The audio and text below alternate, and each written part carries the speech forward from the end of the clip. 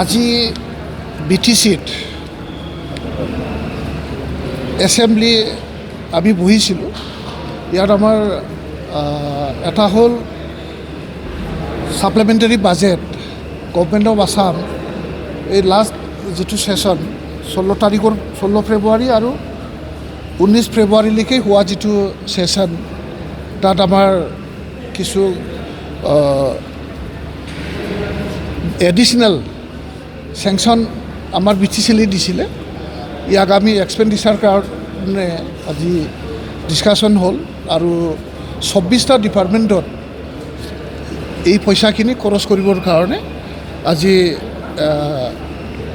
Approval লোৱা হ'ল।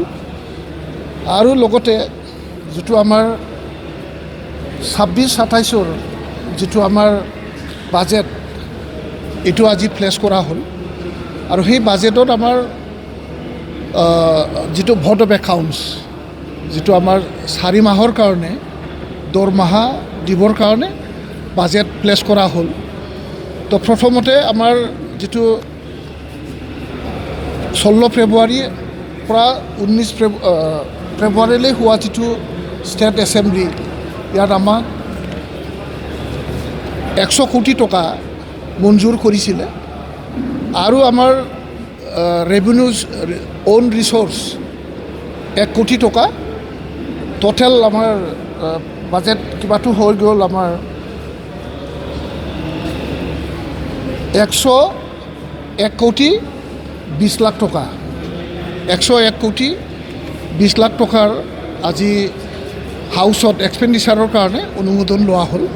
আৰু সেইটো আমাৰ 24টা এণ্ট্ৰাষ্টেড ডিপাৰ্টমেণ্টত খৰচ কৰিবলৈ আমি অনুমোদন লোৱা হ'ল। ইয়াৰ পিছত আমাৰ যিটো ইলেকশ্যন সমাগত,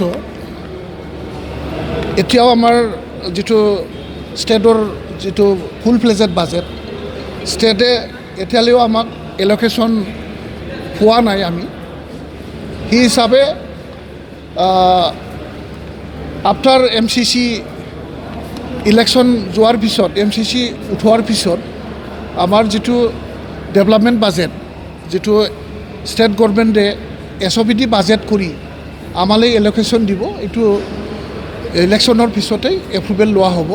কিন্তু এই 4 মাহত যাতে BTC ছেক্ৰেটাৰিয়েট, এছেম্বলি ছেক্ৰেটাৰিয়েটত কাম কৰা আমাৰ কৰ্মচাৰীসকলৰ, অফিচাৰসকলৰ যাতে দৰমহাটো কিবা নহয়, ডিষ্টাৰ্ব নহয়, তাৰ কাৰণে আমি এটা ভোট অফ একাউণ্টছ চেলাৰী আৰু ইয়াৰ লগতে আমাৰ যিটো বাজেট, যিটো টোটেল বাজেট হ'ল আমাৰ 45,30,20,000 যিটো আমাৰ বাজেট। ইয়াৰ মাজত আমাৰ নন চেলাৰী বাজেটো আছে। নন চেলাৰীত 16,30,04,000 এইটো আমাৰ non salary expenditure, office maintenance. আৰু আমাৰ যিটো বিভিন্ন এণ্ট্ৰাষ্টেড ডিপাৰ্টমেণ্টত যিসকল আমাৰ ফিক্স পে বা তেনেকুৱা কণ্ট্ৰেকচুৱেল যিসকল এমপ্লয়িজ আছে, তেখেতসকলক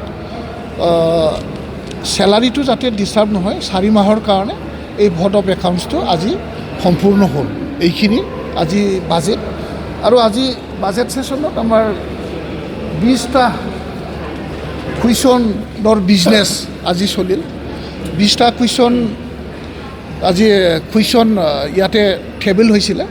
ইয়াৰ মাজত বহুতখিনি ভাল ভাল কুৱেশ্যন আজি সন্মানীয় MCLA-সকলে ইয়াত উত্থাপন কৰিছে।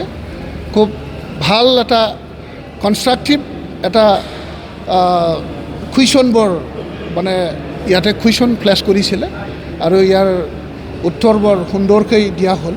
ইয়াৰ মাজত উল্লেখনীয় কেইটামান যিটো কুৱেশ্যন এণ্ড এনচাৰ মই ক'বলৈ বিচাৰিছোঁ যে আমাৰ 2 নম্বৰ কুৱেশ্যন যে অজয় কুমাৰ হাজৰিকা নমিনেটেড MCLA, তেখেতে এটা প্ৰশ্ন কৰিছিলে যে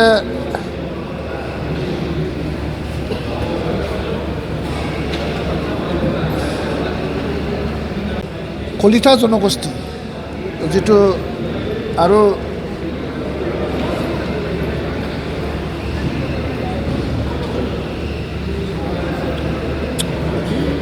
গোষ্ঠীসকলৰ কাৰণে 5টা জিলাত 5টাকেই যিটো কমিউনিটি হল বনোৱাৰ কাৰণে কিবা এটা ব্যৱস্থা লোৱা হৈছে নেকি বুলি তেওঁ প্ৰশ্ন কৰিছিল। তো আমাৰ চিফ মহোদয়ে আজি খুব সুন্দৰকৈ এটা উত্তৰ দিলে যে অকল কলিতা জনগোষ্ঠীয়ে নহয়, BTCত বসবাস কৰা সকলো জাতি জনগোষ্ঠীৰ কাৰণে তেনেকুৱা এটা মেজৰিটি এৰিয়াত সকলো কমিউনিটিক ৰিপ্ৰেজেণ্ট কৰিব পৰাকৈ আৰু সকলো কমিউনিটিৰ মানে কামত লগাকৈ যিটো ভৱন নিৰ্মাণৰ যি এটা চিন্তাধাৰা এইটো বৰ্তমানে কৰি আছে আৰু এইটো BTCৰ কেবিনেটত এইটো পাছ কৰা হ'ব বুলি কোৱা হৈছে। অকল এটা জনগোষ্ঠীৰ কাৰণে নহয়, তেখেতৰ প্ৰশ্নৰ লগে লগে বাকী জনগোষ্ঠীৰো যিটো ভৱিষ্যত মানে কৰিব লগা কাম এইখিনি প্ৰশ্নটো উঠা হ'ল। ইয়াৰ পিছতে আমাৰ MCLA Ridip Kumar Deka nominated MCLA তেখেতেও এটা প্ৰশ্ন কৰিছিল যে প্ৰতি বছৰে চৰণীয়া কছাৰীসকলৰ 6 বহাগত যে মূল এটা মানে বাঁহ গোহাঁই উৎসৱ পালন কৰা হয়, উৎসৱৰ কাৰণে যিটো কিবা এটা ৰেষ্ট্ৰিক্টেড হলিডে কৰা হ'ব নেকি বুলি তেওঁ কৈছে। তো ইয়াৰ আমাৰ হাগ্ৰামা মহিলাৰীদেৱে এটা উদাৰতা মনোভাৱ লৈ এটা উত্তৰ দিলে যে অকল চৰণীয়া কছাৰী নহয়, আমাৰ BTC অঞ্চলত বসবাস কৰা সকলো জাতি জনগোষ্ঠীৰ নিজৰ জাতীয় উৎসৱবোৰক সন্মান জনাই সকলো উৎসৱবোৰক চৰকাৰীভাৱে কেনেকৈ মানে সহায় কৰি এই উৎসৱবোৰ পালন কৰা যায় আৰু লগতে এই উৎসৱবোৰক যিটো আমাৰ এটা পাৰ্মানেণ্ট যিটো মানে কৰিব পৰা যায়, সদায় যাতে বছৰে পালন কৰি যোৱাত কোনো ধৰণৰ বাধা অসুবিধা নহয়, তাক ষ্টেট গভৰ্ণমেণ্টৰ লগত আলোচনা কৰি কেবিনেটত ইয়াৰ এটা ভাল ডিছকাশ্যন কৰি সকলো জাতি জনগোষ্ঠীৰ যি এটা জাতীয় উৎসৱবোৰ আছে, আমাৰ সকলো জাতি জনগোষ্ঠীৰ বীৰ বীৰাংগনা ফ্ৰীডম ফাইটাৰ যিসকল লিজেণ্ডাৰী,